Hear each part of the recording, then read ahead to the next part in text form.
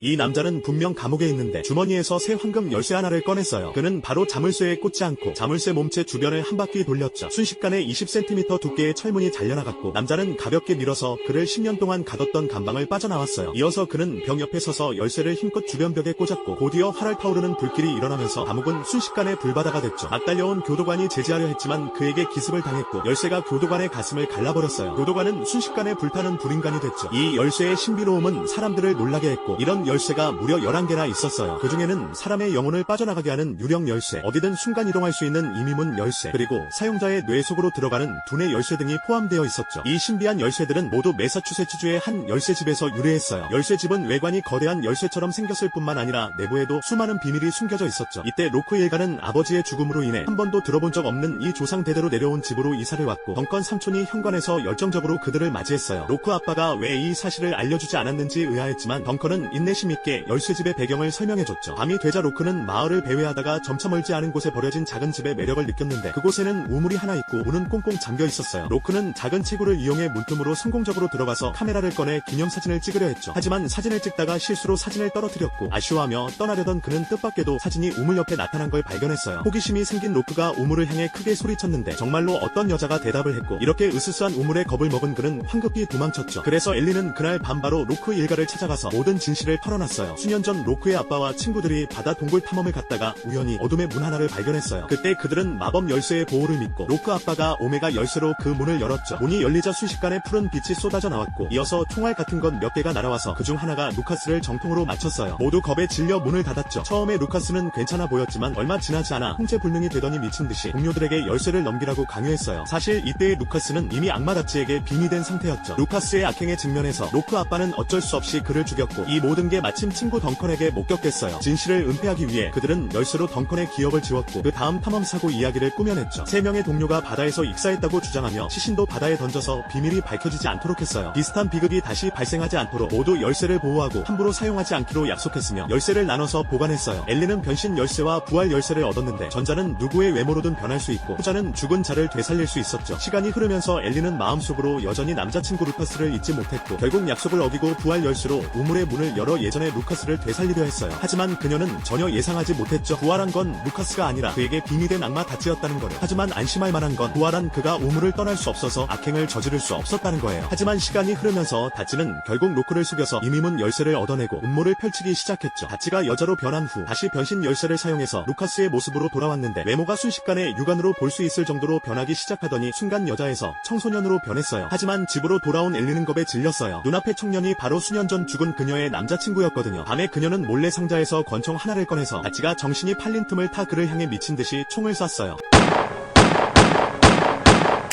하지만 예상 밖으로 다치는 멀쩡했고 오히려 경로했죠. 그는 자신이 부활 열쇠로 되살아난 후 불사신의 능력을 얻었다고 말했어요. 엘리는 벽에 기대 부들부들 떨면서 완전히 감히 다시 저항할 수 없었죠. 다음날 다치는 엘리에게 로큰의 집으로 가서 오메가 열쇠를 찾아오라고 명령했지만 엘리는 순종하기 싫어서 아들을 데리고 멀리 도망치려고 했어요. 뜻밖에도 아들은 이 모든 걸 이미 알고 있었고 다치와 엄마의 대화를 몰래 엿들었으며 최근에 이상한 일들과 결합해서 대략적인 전후 사정을 이미 파악하고 있었죠. 그는 엄마에게 잘못된 편을 버리고 로크 일가와 손잡고 다치에 대항하라고 권했어요. 엄마의 자신감을 강화하기 위해 그는 심지어 다치가 숨겨둔 열쇠까지 찾아내서 그들의 반격이 더 확실해지도록